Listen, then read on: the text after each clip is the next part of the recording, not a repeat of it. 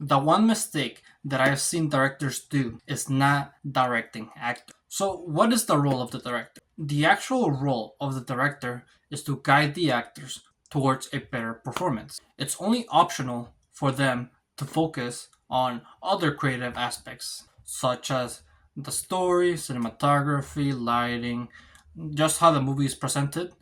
Those are optional for the director to be a part of. The producer has a hand in these things as well, and other crew members have a hand in these creative aspects. The director is not solely responsible for all of these aspects. This has been a lie. You've been lied to. How do I know this?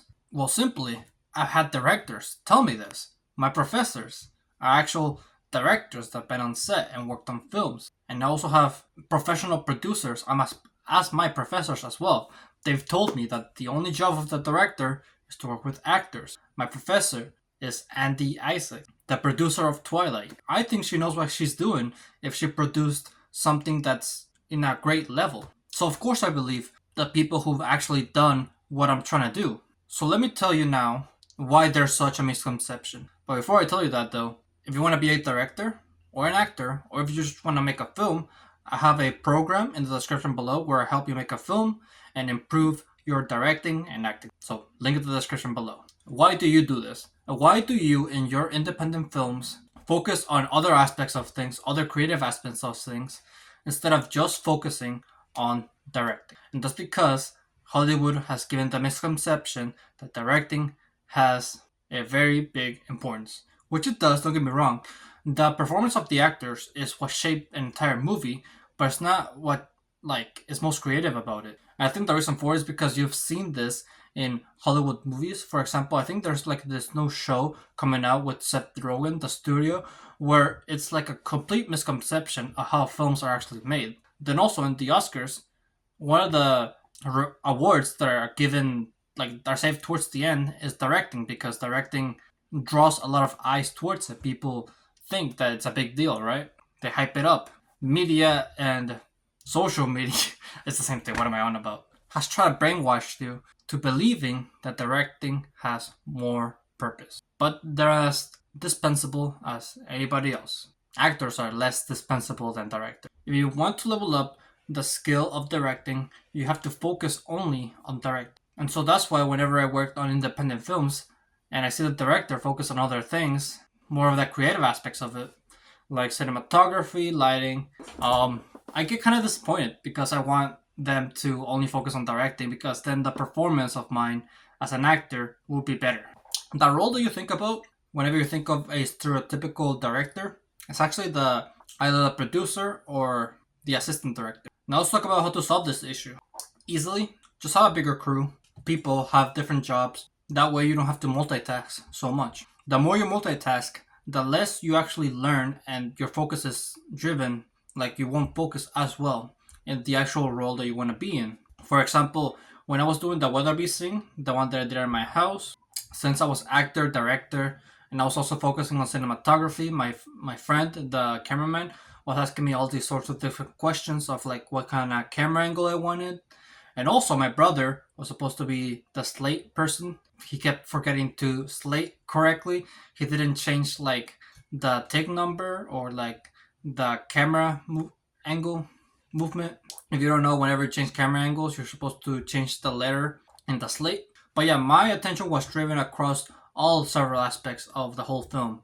And in conclusion, because I did all this, I didn't really level up the skill of directing or acting, cinematographer, because my attention was focused on so many other things. Not only did I not improve my skill, my focus was just overall shit, because I couldn't focus on the main thing that I wanted to focus on.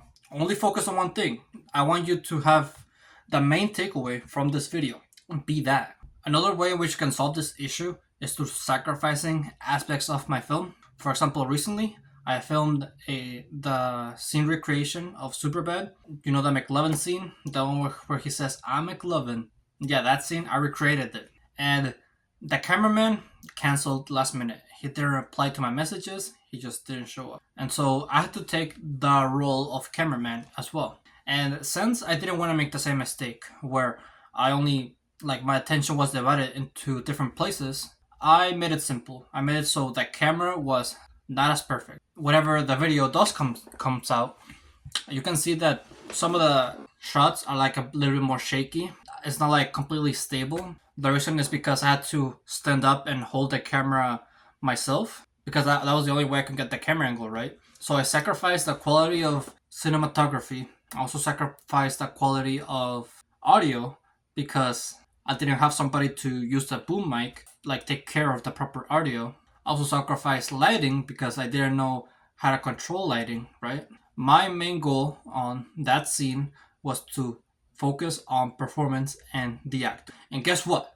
Because I only focused on performance and the actors, that resulted in a much better performance and a much funnier performance. Hopefully, it shows up around here as with the eye icon, but it's great. I really like how the scene turned out. Now, how you can solve this issue as well is don't get too ambitious. Don't try to do a scene that's like out of your level, that out of like your skill level. If you think that if you have a little crew, you're not gonna be able to handle, obviously don't do it. Be realistic about it. Maybe tone it down a little bit. For example, you want to get like what, like 9 camera angles in one shoot day with little crew. Not ideal for gains. You're gonna lose gains if you do that. If you want to do a scene where you have multiple camera angles, you have to have a massive crew and also a crew that's willing to work. That's like fast. They're going because they do a camera like they do like for example 2 shots, 1 camera angle, and it only takes them like what, like 1 to 2 minutes to change to the other camera angle. That's how it should be. It should be that act because the more time you take, the more energy you take away from the actors, and henceforth, the takes that you get later are gonna be much more worse because the actors are gonna be much more tired. I don't care what anybody says. This is the case for everyone. Not all actors have infinite energy. It has happened to me. I've seen it happen to other people. That's just the case. That's why you always get the best shots at the beginning, the most important shots at the beginning. Lastly, the last thing you can do in order for you to focus more on directing is prepare in advance. So let's go back to the McLovin scene. Since I didn't have a boom mic and didn't have somebody to control the audio, I had to take matters into my own hand. And so I did my own research. What can I do in order to improve the audio? And this is something that I didn't keep in mind on my previous film. I did the breakup scene for Whiplash, and if you watch it, you can see that the audio is really bad. You can hear the wind and everything. There are some camera angles where you don't hear the actors at all.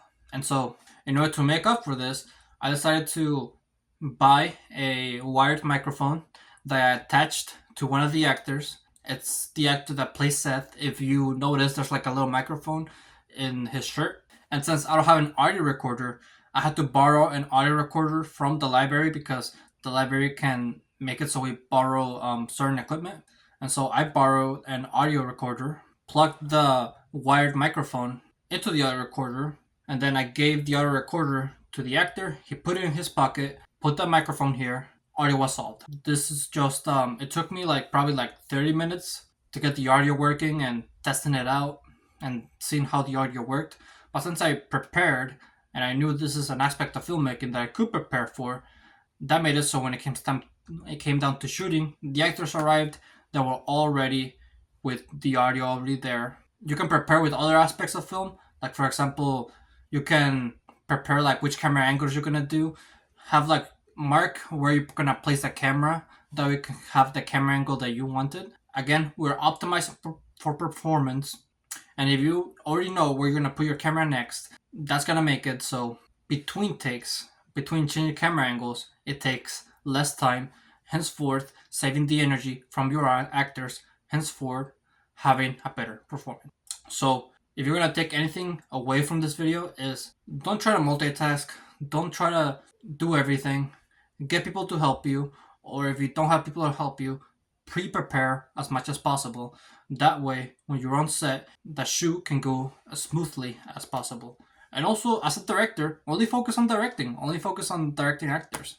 That's it. With that, thank you for watching this video. If you liked it, I'm sure to leave a like.